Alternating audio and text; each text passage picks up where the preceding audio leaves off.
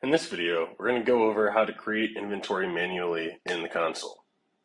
So this is in contrast to using an import method to create your inventory, which is usually better suited to doing numerous batches of inventory at once or go live import file, something of that nature. The inventory import process takes a little bit of work to get things coordinated in Excel, but when you're dealing with, again, numerous lot numbers, numerous catalog numbers, that's going to be probably the most expedient option for you. Creating inventory manually, however, is pretty useful when you have like one batch of inventory arriving with one lot number, or you need to create a couple devices on the fly. So navigate to your inventory screen, click on the new inventory button. Then we're going to fill out some general information here. So is it a device or a container? Whose custody is it going to go in?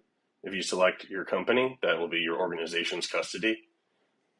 We often like to recommend that creating the inventory in the organization's custody is the best, because then you can have the record of it being transferred out to a particular rep. Select the manufacturer. Select the product line.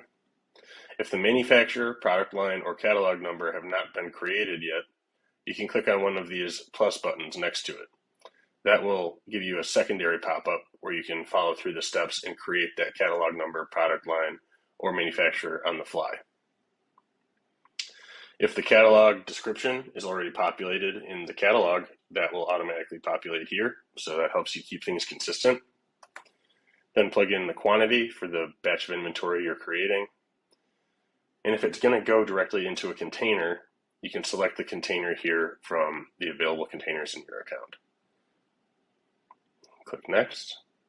Here you can add search tags or notes to this inventory. So we've gone over this in some other videos that you should have seen, but a search tag is a user-defined search term. So if you want to be able to search for this inventory using some search term that we don't already provide for, you can create that here. And then notes are just, it's contextual information that you want to attach to this device. So anything that you might want to write, you can plug that in here. Next is the production information. So the UDI is the biggest thing to note here. If you put a UDI in this field and click verify, it will automatically populate the information that's contained within it in these fields below. So if you're putting in a UDI and you have a lot number in that UDI, you won't need to enter lot number. It'll just parse the UDI for you. But if you don't have a UDI, then you can plug in this other production information here. So lot number being like the batch, serial number would be a unique number for that device. The expiration date is when it no longer can be used. And then a barcode is a field we allow you to put any other barcode data in there that you want to track or scan, separate from the UDI. So we'll plug in a lot number here just to carry things forward. Click Next. Then here you have your billing information. So we're going to say this item is billable. We're going to sell it. Here is its list price of $1,000. Its cost of $100. And we're going to say it's not reusable. It's considered single use because this is going to be an implant item. You can enter a location here. Locations, again, if you haven't been over this already, they are a way of tracking where inventory is geographically. It doesn't replace custody. Inventory still has to have a custody, but you can also put a location to further record where it is geographically. You can view all of your locations or create a new one right here in this screen. And then at the bottom, you can put in some additional information. If the inventory has a consignment status, or if it's going to go into quarantine, you can set a hold status.